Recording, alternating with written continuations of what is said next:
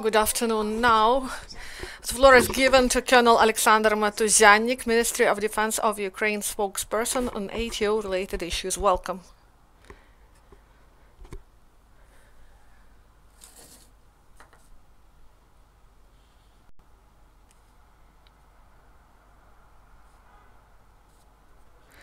Dear friends, good afternoon, everyone. Now, traditional briefing about current situation during the last 24 hours in the ATO area and also about the activities of the Ministry of Defense of Ukraine. The events of the last 24 hours shown that the forces of the occupants didn't want to stop their practice of mean provocative shellings of the territories that are controlled by Ukrainian forces using weapons that is prohibited by the Minsk agreements. The Lugansk sector, the enemy delivered 7 precision shellings of the positions of the armed forces of Ukraine. The heaviest firing impact was committed by the enemy near Travneva, first at night at our positions. Enemy delivered fire with the use of 120mm mortars. Militants launched 9 shells, and in the morning Russian occupation forces delivered fire at the direction of the positions of the armed forces of Ukraine using grenade launcher fire.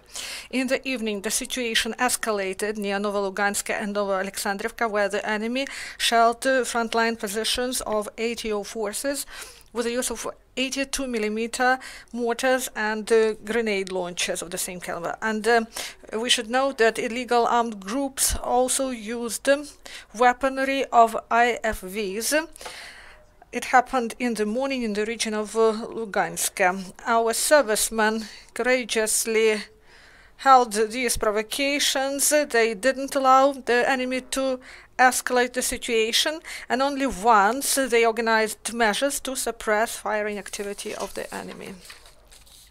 The Donetsk sector. Here, the forces of the occupants 8 times violated ceasefire.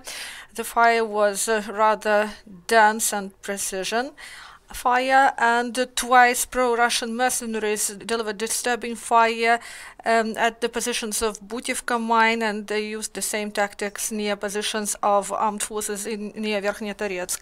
And near Verkhnetoretsk, there was the hottest confrontation in the evening during the last 24 hours, and it started in the morning and was continuing until the twilight.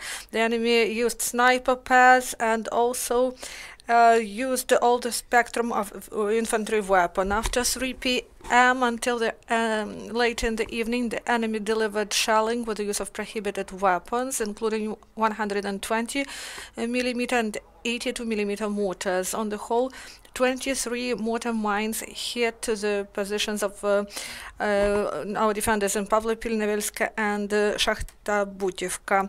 And Ukrainian forces found effective firing arguments that suppressed the enemy for a long time. And also, in order to condemn our forces in certain violations, the enemy delivered provocative shellings at their own positions, including with the use of heavy weapons. On the whole, during the last 24 hours, along the line of confrontation, the enemy delivered 15 shellings of the positions of the armed forces of Ukraine. 7 times Ukrainian servicemen returned fire with the use of weapons that are not banned by the Minsk agreements. Unfortunately, in combat actions, Ukrainian forces sustained considerable casualties in the result of military actions near Verkhnetoretsk. 2 defenders died and 2 more servicemen were wounded, and one of them is in a heavy condition. Also, 2 servicemen were traumatized in action near Verkhnetoretsk and Vodyane. Those who were wounded and traumatized were promptly delivered to medical institutions where they are provided with the proper scope of medical assistance. Our hearts go out to the relatives and families of our defenders who gave their lives for Ukraine. On the 25th of November, Minister of Defense of Ukraine, General of Army of Ukraine Stepan Poltorak was on a working visit to ATO zone. The head of the Defense Ministry was informed by the staff commander of ATO about current situation at the front line. Also, they discussed pressing issues, and also the Minister of Defense visited the wounded in 59th Mobile Hospital in Severodonetsk. He awarded 8 servicemen for exemplary service and presented them with wristwatches. 2 more Ukrainian servicemen were provided with monetary premium of 20,000 hryvnias. Also, the minister provided the award to military doctor who daily saves lives of our servicemen. The Minister of Defense of Ukraine also awarded commander of one of the brigades for completion of task in Luganshina. This was the firing arms award. This is 9mm pistol IPS, and also he awarded the commander of a brigade of artillery group and commander of air assault battalion. And the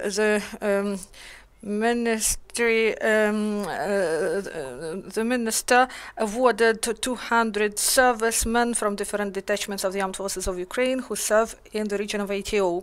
On occasion of the Day of Armed Forces of Ukraine, they will provide awards to 1,100 servicemen who serve in ATO zone. And in Kramatorsk, servicemen of local Harrison, veterans of ATO and community of the city commemorated the memory of victims of Holodomor in Ukraine 1932-1933.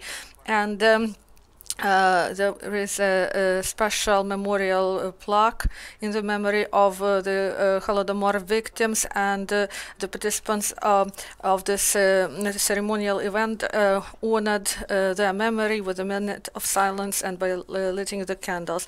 And in Kramatorsk, the House of Culture named after Leonid Bykov held the 3rd annual All-Ukrainian Festival, Heroes Do Not Die, that bears the name of Heavenly 100 hero Ivan Pantileev, and this event was attended by patriotic organizations, was initiated by patriotic organizations, and students and the artists attended this event.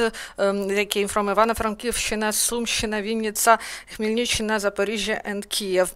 And Bakhmut Civil and Military Cooperation Group and Severodonetsk Civil and Military Cooperation Group jointly visited Travnevna and Gladaseva, and that were taken recently by Ukrainian control. This humanitarian freight was formed with the stocks of they were provided to the servicemen, so the servicemen provided their own products to this residents, and from the start of ATO these residents didn't get any assistance. And also the servicemen, the officers discussed with local population pressing issues such as restoration of electricity supply, provision of the things of the first necessity and food products. Officers of Civil and Military Cooperation Group also informed the residents about current situation. Also, they visited Ukrainian defenders and provided them with the materials for setting renewed frontline positions. And lastly, in Kiev Military Lyceum, named after Ivan Vagun, they held a ceremony to mark 74th anniversary of the foundation of this institution. And the Lyceum staff was greeted by First Deputy Secretary of the National Security and Defense Council of Ukraine, Colonel General Mikhail Koval, head of all Ukrainian NGO Union of Ukrainian Officers, Colonel General Oleksandr, and other honorable guests.